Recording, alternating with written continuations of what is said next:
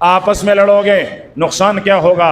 وَتَذْهَبَ رِيحُكُمْ، دشمن پر جو تمہارا رعب ہے وہ رعب ختم ہو جائے گا.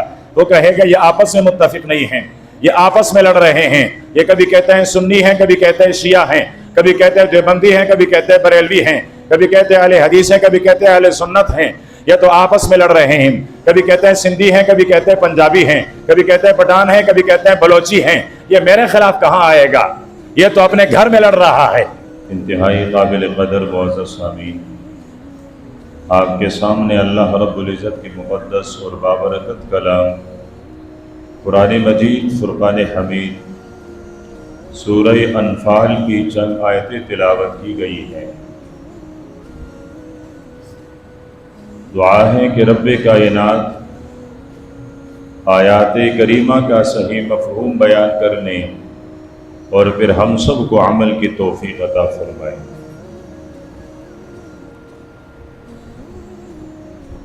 اس وقت تقریباً عالم اسلام جہاں جہاں مسلمان آباد ہیں وہ کسی نہ کسی مصیبت اور پریشانی کا شکار ہیں.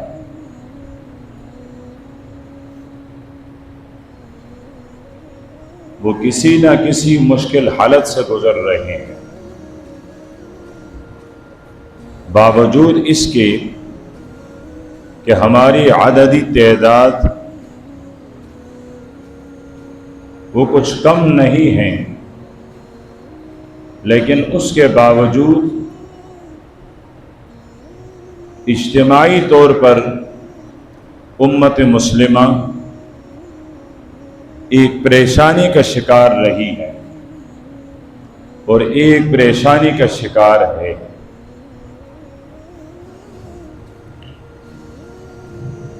زمینی حقائق کچھ بھی ہو، 1450 سال پہلے میرے اور آپ کے محبوب پیغمبر صلی اللہ علیہ وسلم نے ایک جملہ ارشاد فرمایا تھا، اور اسی جملے کا مصداق بن کر اس وقت ہم مسلمان ذلت اور خواری کی زندگی گزار رہے ہیں. اللہ کے پیارے پیغمبر نے ارشاد فرمایا اذا ترکتم الجہاد، فرمایا جب تم اسلام کے عظیم فریضہ جہاد سے اعراض اور روگردانی کرو گے، جب تم جہاد جیسے عظیم فریضے کو چھوڑ جاؤ گے، فرمایا سلط اللہ علیکم الذلہ، فرمایا پھر اللہ پاک تمہاری اوپر ذلت مسلط کر دے گا. تو امت نے اجتماعی طور پر اس فریضے کو چھوڑا ہوا ہے،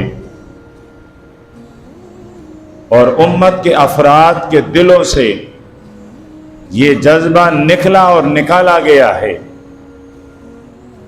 اس وجہ سے ہم اجتماعی طور پر بھی اور اس وقت ہمارا ملک وہ ایک نازک حالت سے گزر رہا ہے.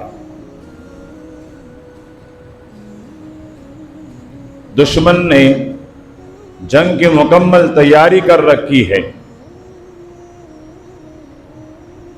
2-3 دنوں سے رات کے تاریکی میں کہیں نہ کہیں سیول آبادی کو نشانہ بنایا جا رہا ہے، مساجد کو نشانہ بنایا جا رہا ہے. اگرچہ یہ انسانی فطرت اور قانون کے لحاظ سے بھی جرم ہے، اور اقوام متحدہ کے مرتب کردہ جو ان کا آئین ہے، ان کا دستور ہے، جو ان کا طریقہ کار ہے، اس کے بھی خلاف ہے.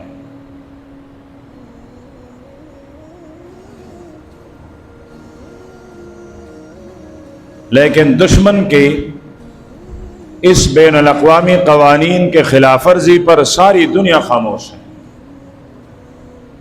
اور ہمارے نہتے شہری نشانہ بن رہے ہیں. بنیادی وجہ اگر ہم نے جہاد سے احتراز نہ کیا ہوا ہوتا، ہم نے اس فریضے کو چھوڑا نہ ہوا ہوتا، تو دشمن اپنے دل کے اندر بھی ہم سے ڈر رہا ہوتا۔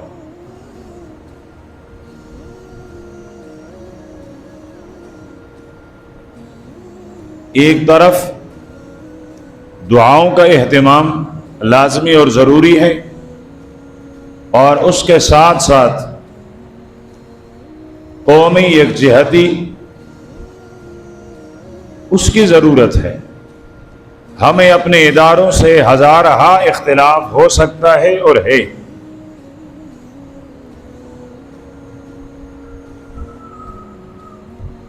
اس لیے کہ اس ملک پر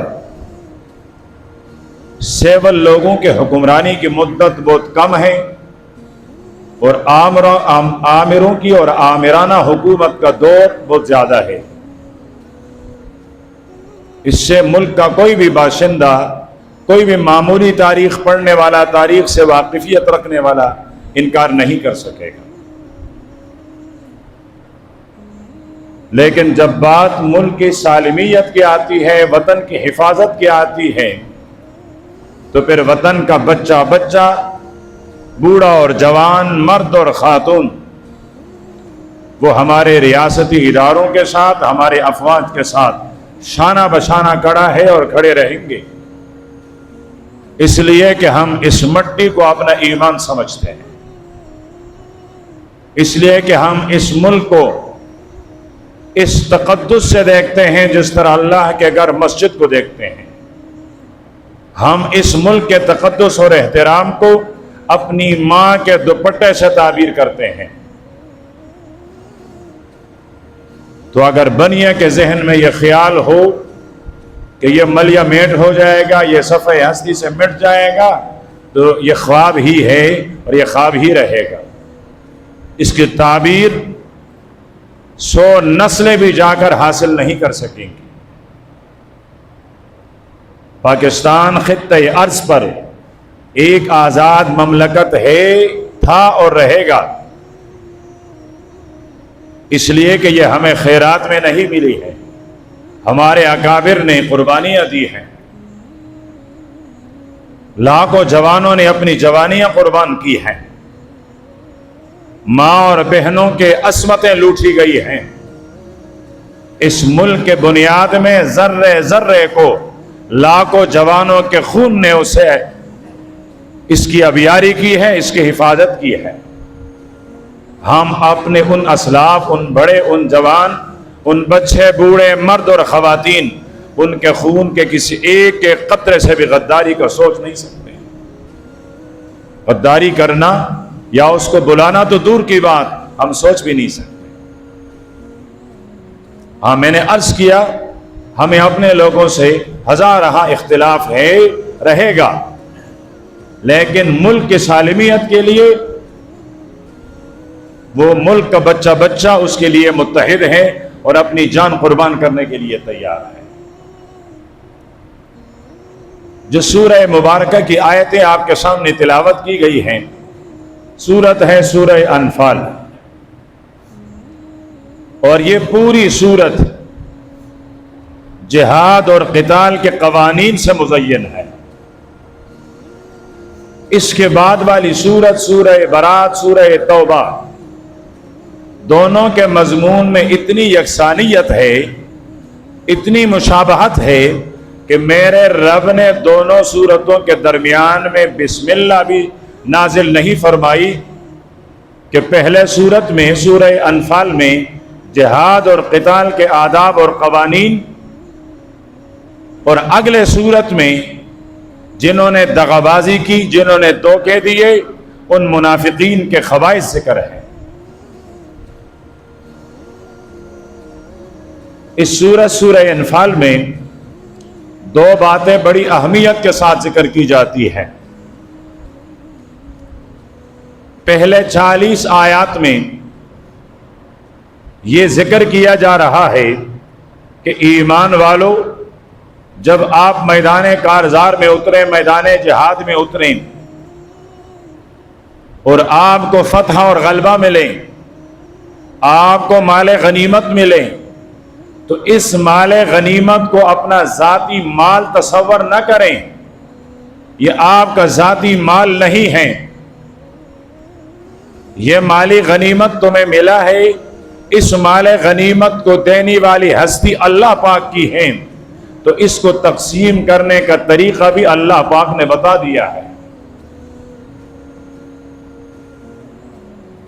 اور اس پر ابتدائی 40 آیات میں اللہ رب العزت نے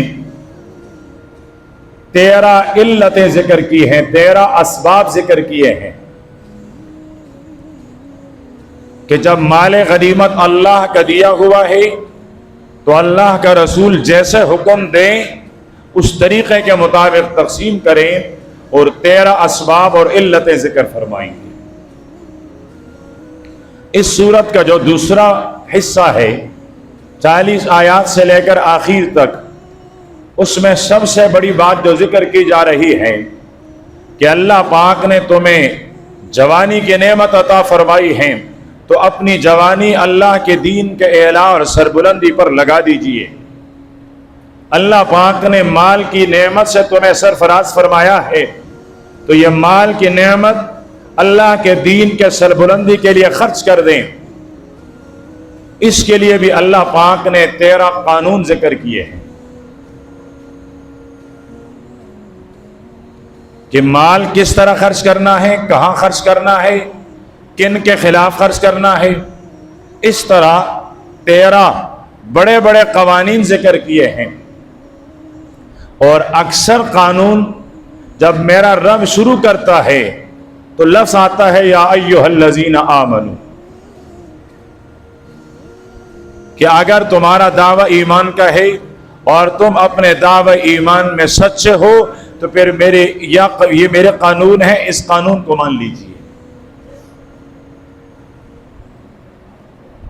5 قوانین ذکر کیے گئے۔ چھٹا قانون اللہ پاک نے 6 نکات بتلائے ہیں، 6 باتیں بتائی ہیں، کامیابی کیسے ملے گی، تم فاتح کیسے بنو گے، تم غالب کیسے بنو گے۔ میرے رب نے 6 باتیں بتائی ہیں۔ کتنی باتیں بتائی ہیں؟ اللہ رب العزت ارشاد فرماتے ہیں یا ایھا الذین آمنو، اے ایمان والو، اے ایمان والو، یعنی اگر تم یہ دعویٰ کرتے ہو کہ ہم مومن ہیں اور اس دعوے میں آپ سچے ہو اور تمہارا دل نور ایمان سے منور ہے، تمہارے سینوں میں یقینی حقیقی کامل ایمان موجود ہیں، تو پھر اللہ پاک فرماتے ہیں 6 باتوں پر عمل کریں، فتح آپ کی مقدر ہے، آپ کبھی مغلوب نہیں ہو سکتے ہیں۔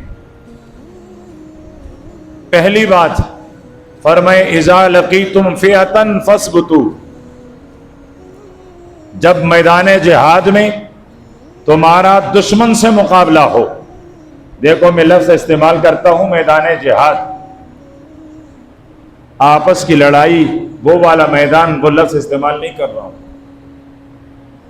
ہم اپنوں کے لیے تو بڑے تکڑے ہیں نا، آپس میں لڑنے کے لیے تو ہم بڑے طاقتور ہیں، پتہ تو اب چلے گا۔ کبھی ہمیں قوم کے نام پر لڑایا جاتا ہے، کبھی مسلک کے نام پہ لڑایا جاتا ہے، کبھی مذہب کے نام پہ لڑایا جاتا ہے، چھوٹے چھوٹے ٹولیوں میں ہمیں بانٹ دیا جاتا ہے۔ یہاں اللہ پاک فرماتے ہیں اذا لقیتم فئۃ فاثبتوا، ایمان والو جب تم میدان جہاد میں اپنے دشمن کے مقابلے میں آؤ تو پہلا اصول، پہلا قانون، کامیابی کے پہلی بنیاد فرمایا فاثبتوا، پھر ثابت قدم رہو، پھر ڈٹ جاؤ، بھاگو مت، پھر پیچھے مت ہٹو، پھر اپنے بیوی بچے، اپنے کاروبار، اپنی زراعت، اپنی تجارت کا مت سوچیں۔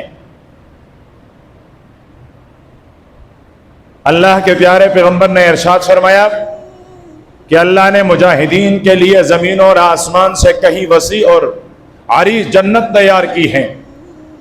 صحابی نے عرض کیا اللہ کے حبیب، میں اگر میدان جہاد میں جا کر شہید ہو جاؤں تو مجھے بھی جنت ملے گی؟ آپ نے فرمایا ہاں۔ پھر کھجوریں نکال کر کھانے لگے۔ اتنے میں خیال آیا، فرمایا یہ کھجوریں کھاؤ گے اس کے بعد جنت جاؤ گے، اتنا انتظار کرو گے۔ زمین پر پٹخ دیے وہ کھجوریں، سیدھا میدان احد میں پہنچا، جامع شہادت نوش کیا۔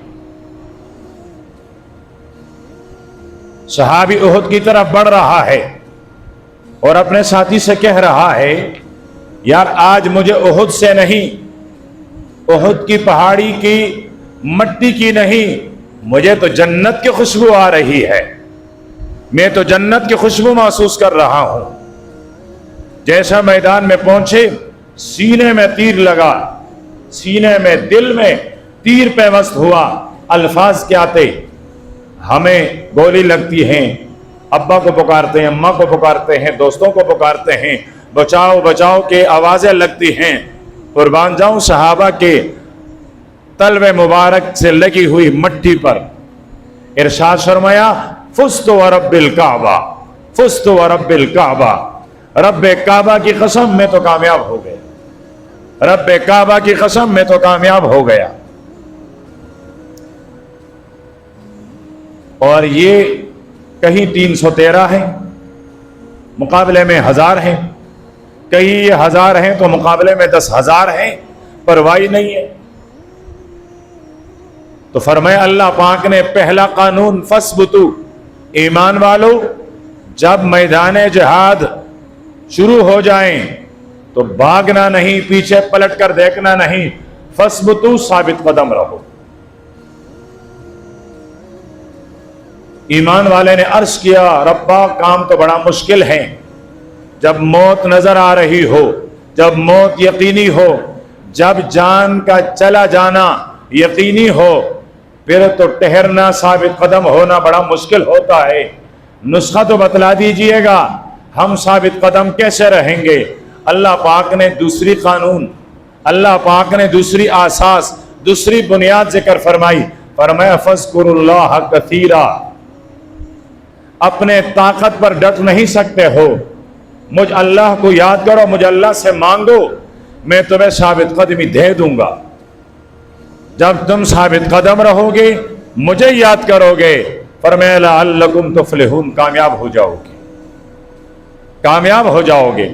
کامیابی تمہاری قدم چومے گی، لیکن شرط کیا ہے؟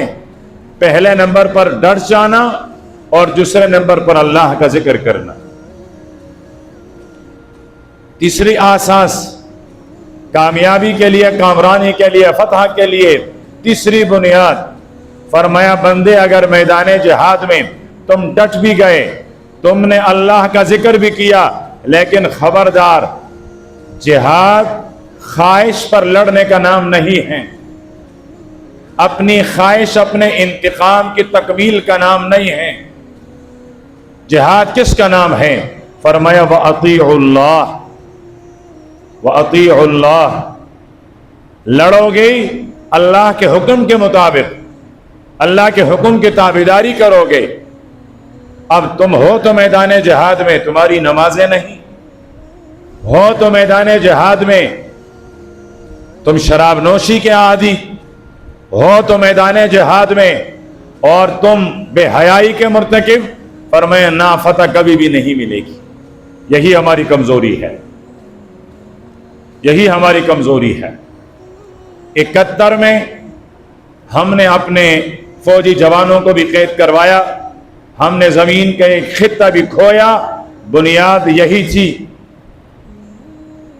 کہ وہاں شراب اور کباب چل رہے تھے۔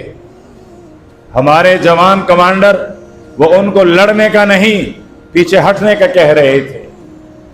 یہ ایک بدنما داغ ہے اس ملک کے تاریخ پر، لیکن الحمدللہ یہ بدنما داغ میں نے اور آپ نے نہیں لگایا ہے، یہ میرا اور آپ کا لگایا ہوا نہیں ہے۔ ضمیر ان کی جاگنی چاہیے جنہوں نے ملک کی تاریخ پر یہ بدنما داغ لگوایا ہے۔ تو تیسرے نمبر پر ارشاد فرمایا وَأَطِيعُوا اللَّهَ، اللہ کی تابعداری۔ چوتھے نمبر پر ارشاد فرمایا اپنے خواہش پر نہیں، اپنے طریقے پر نہیں، وَأَطِيعُوا الرَّسُولَ، فرمایا رسول کی تابعداری، رسول کی تابعداری۔ جہاد کرنا ہے، لڑنا ہے دشمن سے، لیکن ثابت قدم رہنا ہے۔ ثابت قدمی کے لیے اللہ کا ذکر کرنا ہے، اور اللہ پاک کا ذکر کرو گے اللہ کی مدد تب آئے گی جب اللہ کی اطاعت ہو، اللہ کے رسول کی اطاعت ہو۔ پانچویں نمبر پر ارشاد فرمایا وَاصْبِرُوا، وَاصْبِرُوا، صبر کرو گے، تم شہید بھی ہو جاؤ گے، زخمی بھی ہو جاؤ گے، بے گھر بھی ہو جاؤ گے، لیکن صبر کرو گے، صبر۔ فرمائے کیوں؟ ان اللہ مع الصابرین، اللہ صبر کرنے والوں کے ساتھ ہوتا ہے، اللہ کی مدد صبر والوں کے ساتھ ہوتی ہے۔ تو پانچواں قانون صبر۔ درمیان میں اللہ پاک نے کچھ چیزوں سے منع کیا ہے۔ پہلے چیز سے منع کیا وَلَا تَنَازَعُوا، خبردار آپس میں مت لڑنا، خبردار آپس میں مت لڑنا۔ جب دشمن سر پر ہے اپنے گھر کے چھوٹے چھوٹے اختلافات بلا دینا، اپنی گھر کی چھوٹی چھوٹی باتوں پر، صوبے پر، قوم پر، لسانیت پر، عصبیت پر، اس پر مت لڑنا، ورنہ نقصان کیا ہوگا؟ فَتَفْشَلُوا، کمزور ہو جاؤ گے، فتح تمہیں نہیں ملے گی۔ آپس میں لڑو گے، نقصان کیا ہوگا؟ وَتَذْهَبَ رِيحُكُمْ، فرمایا تمہاری ہوا نکل جائے گی۔ لفظ کا معنی یہ ہے، لیکن مفسرین فرماتے ہیں تمہارا رعب، تمہارا دبدبہ ختم ہو جائے گا۔ دشمن پر جو تمہارا رعب ہے وہ رعب ختم ہو جائے گا۔ وہ کہے گا یہ آپس میں متفق نہیں ہیں، یہ آپس میں لڑ رہے ہیں، یہ کبھی کہتے ہیں سنی ہیں، کبھی کہتے ہیں شیعہ ہیں، کبھی کہتے ہیں دیوبندی ہیں، کبھی کہتے ہیں بریلوی ہیں، کبھی کہتے ہیں اہل حدیث ہیں، کبھی کہتے ہیں اہل سنت ہیں۔ یہ تو آپس میں لڑ رہے ہیں، کبھی کہتے ہیں سندھی ہیں، کبھی کہتے ہیں پنجابی ہیں، کبھی کہتے ہیں پٹھان ہیں، کبھی کہتے ہیں بلوچی ہیں۔ یہ میرے خلاف کہاں آئے گا؟ یہ تو اپنے گھر میں لڑ رہا ہے۔ تو فرمایا خبردار آپس میں نہ لڑنا، آپس میں اختلاف نہ کرنا، دشمن کے مقابلے میں یکمشت ہو جانا۔ اور چھٹی چیز جو انسان کو فتح سے محروم کرتی ہیں، تین چیزیں بتلائی ہیں۔ انسان کو فتح سے محروم کرنے والی تین چیزیں۔ فرمایا کافر بدر میں آئے تھے، تم سے تعداد میں زیادہ تھے، ہار گئے، شکست کھا گئے۔ اس کے مقابلے میں فرمایا کہ احد میں کافر آئے تھے، تم سے زیادہ تھے، ہار گئے، مغلوب ہو گئے۔ وجہ کیا تھی؟ تین چیزیں تھیں۔ فرمایا ان تین چیزوں سے اپنے آپ کو بچائے رکھنا۔ ان میں سے پہلے نمبر پر فرمایا وَلَا تَكُونُوا كَالَّذِينَ خَرَجُوا مِن دِيَارِهِمْ بَطَرًا۔ بطر کس کو کہتے ہیں؟ اللہ پاک کی دی ہوئی نعمت کو گناہ میں استعمال کرنا، اللہ پاک کی نعمت اللہ پاک کی نافرمانی میں استعمال کرنا۔ فرمایا خبردار اللہ کی دی ہوئی نعمت جوانی ہے، اللہ کی نافرمانی میں مت استعمال کرنا۔ اللہ کی دی ہوئی نعمت مال ہیں، گناہ میں مت استعمال کرنا۔ اللہ کی دی ہوئی نعمت تجارت زراعت ہے، گناہ میں مت استعمال کرنا، ورنہ کامیابی نہیں ملے گی۔ دوسرے نمبر پر ارشاد فرمایا وَرِئَاءَ النَّاسِ، دکھاوے کے لیے آئے تھے۔ اور تیسری چیز یہ آئے تھے فخر غرور تکبر میں۔ فرمائے اپنے آپ کو فخر غرور اور تکبر سے بھی بچانا، اور اسی طرح ریا سے بھی اپنے آپ کو بچانا۔ اور فرمایا وَيَصُدُّونَ عَن سَبِيلِ اللَّهِ، یہ لوگوں کو اللہ کے راستے سے روکتے تھے، اب بھی اللہ کے راستے سے روک رہا ہے۔ پہلی بمباری مسجد پر ہوئی ہے، پہلے دن پہلی رات جو رات کے تاریکی میں حملہ ہوا ہے، آپ کی اگر ہمت تھی چاونی کو نشانہ بناتے، چوکی کو نشانہ بناتے، آپ نے مسجد کو نشانہ بنایا، آپ نے مدرسے کو نشانہ بنایا۔ اور ایک بات واضح ہو گئی کہ کافر وہ میرے اور آپ کے سیاستدانوں سے نہیں، وہ میرے اور آپ کے گلوکاروں سے نہیں، وہ میرے اور آپ کے کارخانوں سے نہیں، دشمن کو ڈر ہے تو مسجد سے ہے۔ दुश्मन को डर है तो मदरसे से हैं, दुश्मन को अगर डर है तो इस पगड़ी से है, दुश्मन को अगर डर है तो इस दाढ़ी से है। इसलिए पहली बमबारी, पहला निशाना मस्जिद को बनाया, बता दिया कि मुझसे मुल्क छीना है, ये तो मेरे गुलाम थे, इन्होंने नहीं छीना।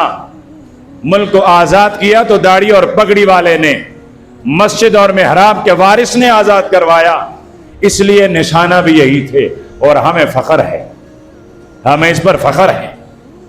हमारे आबा व अजदाद ने भी दिल्ली से लेकर पेशावर तक कोई एक ऐसी दरख्त की शाख नहीं छोड़ी जिस पर अपनी गर्दन न लटकवाई हो, जिस दरख्त के साथ साथ उनकी कुर्बानी की निशानी ना हो। और आज भी 76 साल गुजरने के बाद दुश्मन अगर वार करता है तो मेरे मस्जिद पर करता है, मेरे मदरसे पर करता है, मेरे आलिम दीन पर करता है। मेरे लिए तो फख्र है कि मैं 76 साल पहले भी तुम्हारे दिल का खार था, मैं 76 साल बाद भी आपके दिल का खार, मैं 76 साल पहले भी आपके आंखों में कटकता था, मैं 76 साल बाद भी कटक रहा हूं।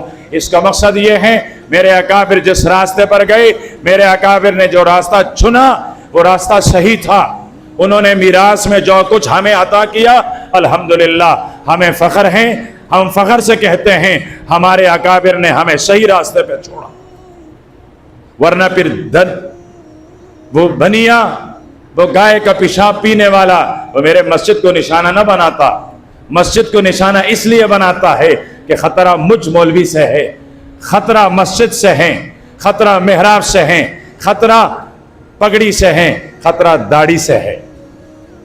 और अल्हम्दुलिल्लाह हमारे अकाबिर दाढ़ी और पगड़े वालों ने मुल्क बनाया भी, 76 साल हिफाजत भी की है, 76 सदियां गुजर गई, तब भी उनकी रूहानी औलाद जिंदा होगी तो हिफाजत करेगी।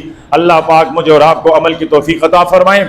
और ये 6 बातें जो बुनियादी अर्ज की गई, ये दिल की तख्ती पे लिख लेना कि कामयाबी के उसूल यही हैं, इसलिए कि ये किसी दानिश्वर का कौल नहीं, ये खल्लाक़ आलम का फरमान है, ज़मीन और आसमान के पैदा करने वाले का पैगाम है। और ये पैगाम मेरे रब ने मुझे और आपको नहीं, कायनात के अपने सबसे अजीम पैगंबर, सबसे अजीम रहबर, कायनात में अल्लाह पाक को सबसे ज़्यादा महबूब पैगंबर की रहनुमाई के लिए उतारी थी। और उसी रहनुमाई में मेरी भी कामयाबी, उम्मत की भी कामयाबी है। अल्लाह पाक अमल की तौफीक अता फरमाए। वाखिर दावाना अल्हम्दुलिल्लाहि रब्बिल आलमीन।